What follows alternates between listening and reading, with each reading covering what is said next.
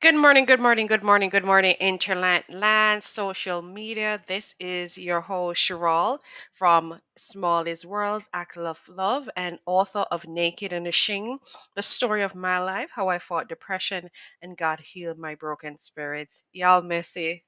Y'all messy as hell. Guys, I wasn't in the studio for a couple of days because, I can't live a studio every day. And yeah, my phone was like literally blowing up. Me love you know. Me love you know.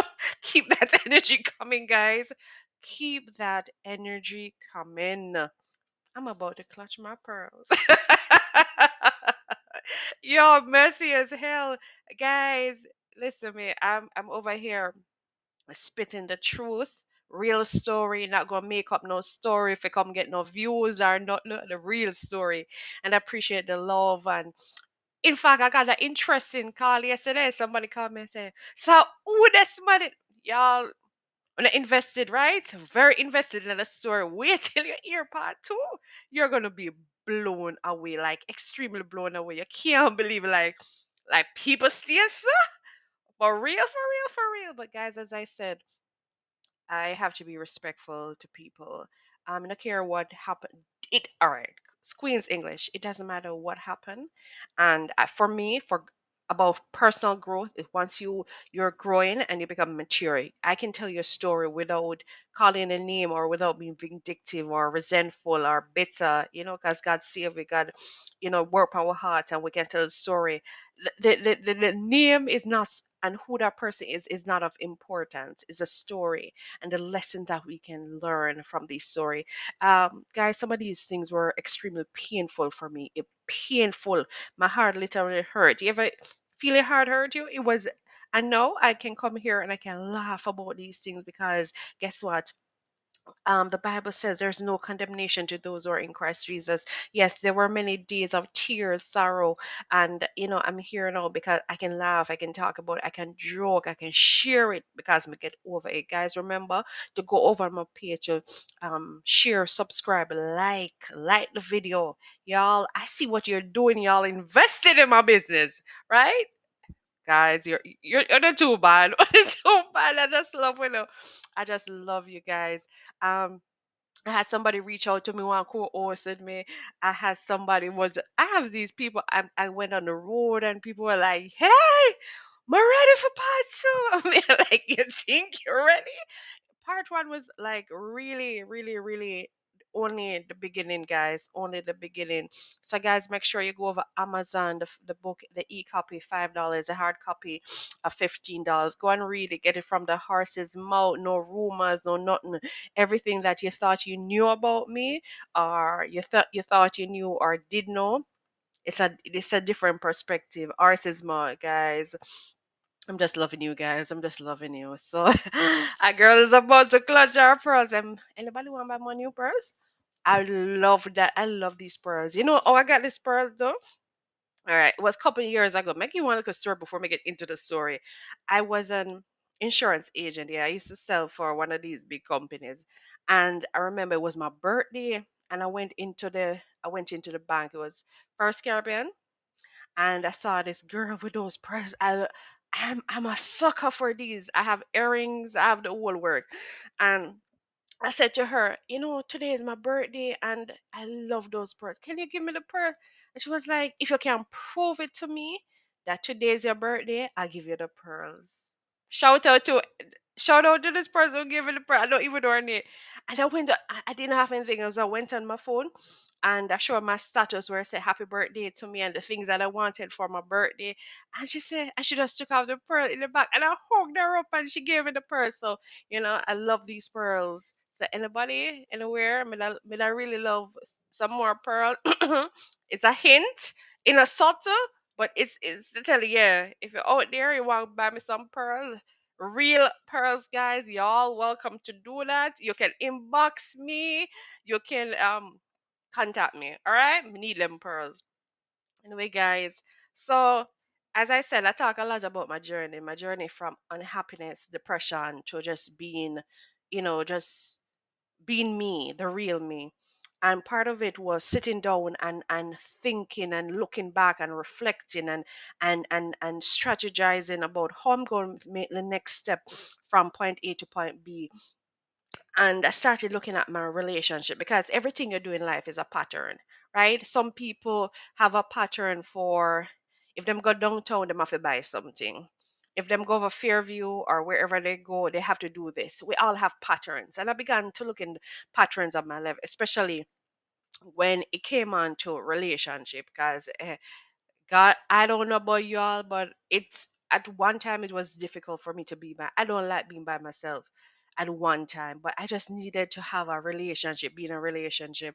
And sorry guys, and I started to look deeply. Yeah, me do some soul searching, and I realized, I look back, almost everyone I was in a relationship, it was an age gap relationship. Age gap relationship. And I was like, when I was in my 20s, still there, if would ever try to find out my age, never ever tell a woman that she look over 16. If would ever, yeah, 16, going on 16. But on a serious note, guys, I started to look back, and I started to. I started to see a pattern that everybody I dated, it was a older younger relationship. And I began to say why. And guys, this morning I'm gonna go a little deep with you. And young girls, young men everywhere, wanna listen up. Listen, because you might learn something. I've never, for the most part, for 99% of my dating life, I've never dated anybody my age. It's always this older man, younger woman relationship. But for the like of me, I couldn't understand it. I couldn't understand it. And one of those times when I was excuse me, I was depressed, and you have some moment where clear, just clear like crystal. And I started to say, you know what, I understand now. I remember the first video I told you, I live with my grandfather on my father's side of family. So that would be my grandfather, my grandmother, my aunt, and myself. I lived with them. And yes, my father would come and he would go, and but my father and I, we never had a relationship. I always knew that I was loved, but we never had a relationship. I remember as a child, and for these are for the 80s, 90s babies. We had what is called a lounge chair on the veranda. It was adjustable. And I remember one day my father was sitting there, and I sat, because he had this large stomach, and I sat and I was like, "Daddy, kiss me, kiss me." And I was like, "Daddy, why won't you kiss me?" And I just remember being like, a kid, and I was like, "Daddy, kiss me." And I was like, I was like, kiss me, Daddy. I was just being a kid. And the point is, guys, I never heard my daddy tell me that he loves me. I can't remember from I was born until he died that he loved me. And I left high school and left the city, the place I was living, and I went to a new city. And I remember the person that after leaving high school and started working, the person I started dating was an older guy. Okay. But then after all the persons that I would have dated, I realized not hearing "I love you" from my father was the reason that I was dating all these older men. Guys, the truth. And I was like, the reason psychologically or emotionally why I'm attracted to these older men is because in a relationship, I'm looking for that fatherly love. Because, talk true, this is true, man. I thought it was just okay, all right. Okay, because it was a thing back in the time when you used to go to school for talk to a date an older man. It was a thing. Like if you weren't talking to an older man, it was like you're cool. But for me, it was just a lifestyle. Everyone I dated was older than I was, and I couldn't understand it. And then when I started to work on myself, because not going to tell you guys, I'm my own therapist, and that can be good or bad. But I know, as I said, I can be honest with myself. And I needed to have these honest conversations with myself. And I realized I'm looking validation from these men. I'm looking for that love that my father never poured out on me. My mother loved me. I can tell you, my mother loved me, invested in me. And, yeah, I knew that. I knew that my aunt loved me. Everybody loved me. But I never got, I love you from my father. And that was why I went searching to have a relationship with an older man, because consciously or subconsciously, I'm looking for the father that I never had. The love, the validation, the protection. Somebody to protect my heart, so to protect my mind, my spirit, all of those. And I just couldn't understand it. And even when I wasn't interested, there was always this older man who was always l- wanting to be in a relationship. I was like, maybe I'm marking the spirit. That probably went over your head, but if you know, you know. If you don't know, it's like every older, not everyone, but the person I was attracted to, and the persons who I was attracted to, and the ones that were attracted to me were older men. I can't remember dating more than two persons who were almost in the same age. It was like 20 years older than I am. And it was a thing for a time. And then I found out, I realized you never heard daddy say he loved you. And I just realized it. And I was like, the moment I had a light bulb moment, it was just like everything for me. And it was part of my learning and undoing. You have to learn and to relearn. And then, guys, when you're young and you feel like you know everything, because it's not like I feel like I knew everything. I remember my father died. I'm gonna tell one story, guys. The year before my father died, I remember my mother saying to me, "You need to go and make it up with her," because my daddy and I, on my 18th birthday, we had a falling out. I needed something from him, and I went to him, and my father rejected me in the worst possible way. I remember for my 18th birthday, I cried. A friend of mine from work took me to see my father. And it was one of those moments in my life where I didn't know where I was going to go, and I was confused and I was lost. I was this teenager who didn't needed some guidance. And it's not like I wanted to bother him, but I had no choice to come to my father. The one time that I needed him, he rejected me.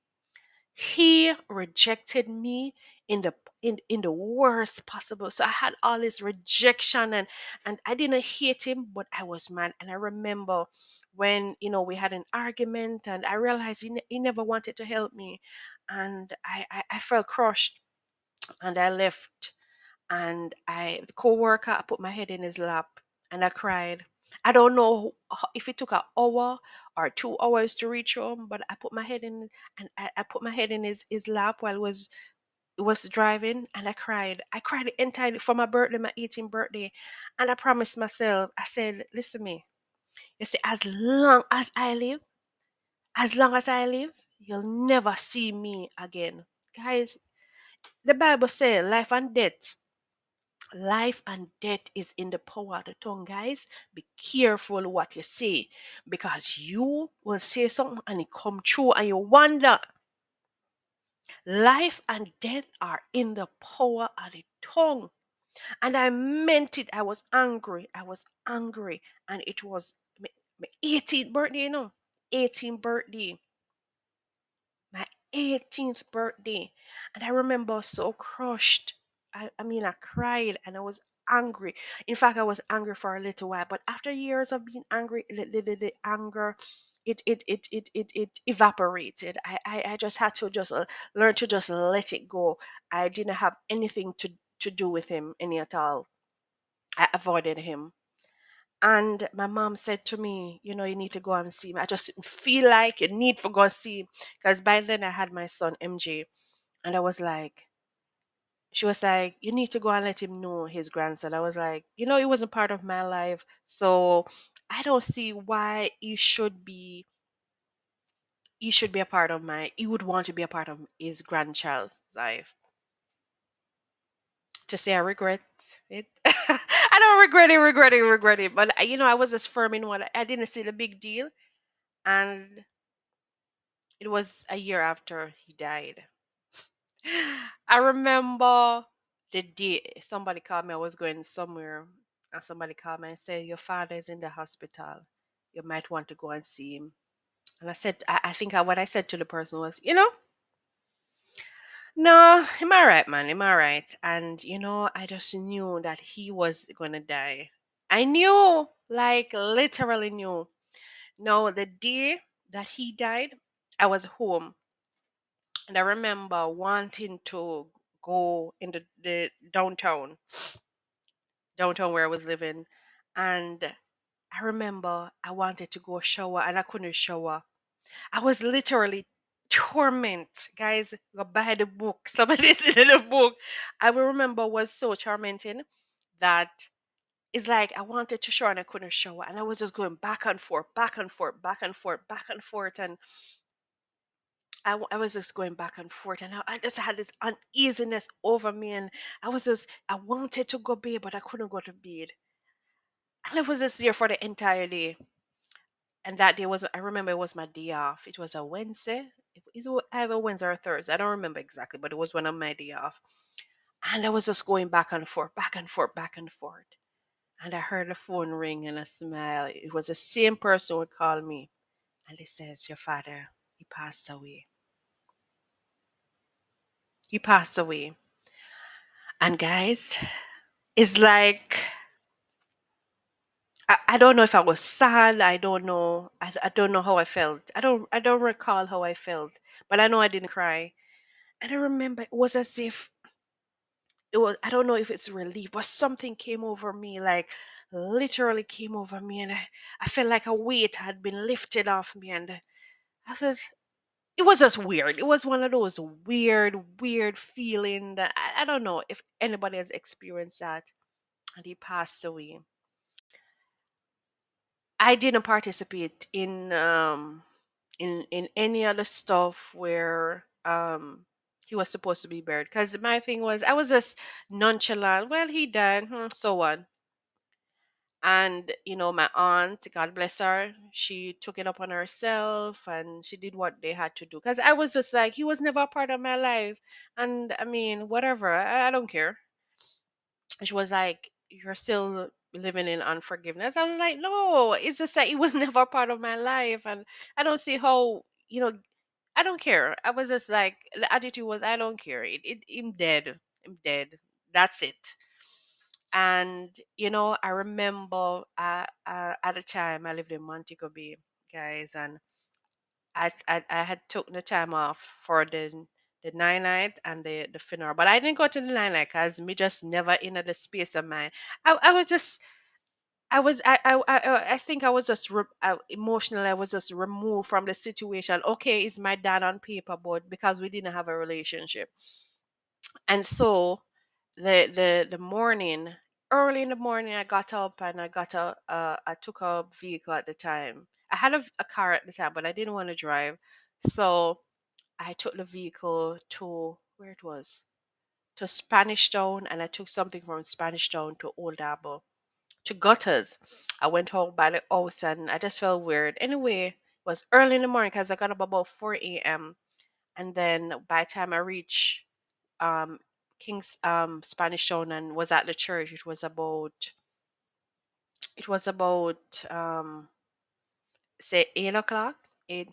And when I went into the churchyard, it was Bethel Baptist Church. When I went there, it was the hearse that was there. And guys, the driver sat in there, and I bawled my eyes out. It was so, it's not the fact that he died that got me. You know what got me? The fact that I said how many years earlier, "You'll never see me. You will never see me until the day you die."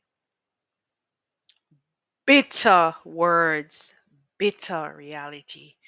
You see, we have to be careful. As I said before, life and death lies in the power of the tongue. You speak life, life, and you speak death. And there I was. The reality hit me that I had said many years ago rather, that you will never see me. You'll never see me until the day you die. And when it hit me, I don't know if the guy in the hearse saw me, but I wept like a baby. I wept. I broke down and I wept and I wept and I wept and I was like, you'll never know your grandson. And a part of me did regret that. I'm not a big part. I'm gonna be honest with you. A little part of me regret that and part of me that he never said I loved you. I don't know if he did. I don't know if he hated me. I don't know if he loved me. And you know what made me tears came to my eye when we were in the church and they said I don't remember who did the eulogy and I think it was my aunt and says his only child. So I was the only child, the only fruit of his loin, the only child I never heard I love you. And I think from not hearing the I love you, my daughter, was what led me to all these age gap relationship. Yeah, guys, it's a true story. Go on over Amazon. Go and go buy my book. Guys, a lot of things has happened since and have had to come to terms with with him never telling me that he loved me. But guys, you know any I was broken. I was broken and in search of love that my father should have given me and I seek a relationship. But on the flip side, guys, on the flip side, I have so many stories to tell. I remember after getting through therapy and healing, I remember being attracted to somebody who was a little bit younger than I was. But that story, guys, that story is for another time. Anyway, guys, thank you. Thank you guys for having me here today. I know that my sessions are long, but always have to speak from my heart. I don't come here to tell lies. And I'm hoping every day I come here, I'm hoping that, somebody will get something out of it, that healing will take place, and that these messages will propel somebody to get healing, to look after themselves. Guys, the best investment that you'll ever make is taking care of you. Invest in your mind, your spirit, your body. You understand? You only have this suit. The suit. Take care of it. Take care of your mind, your body, your spirit, everything. Anyway, guys, wherever you are, whichever time zone, thank you. Keep your comments coming. Keep that love. I feel your love. I feel your kindness. Remember to share, like, subscribe, and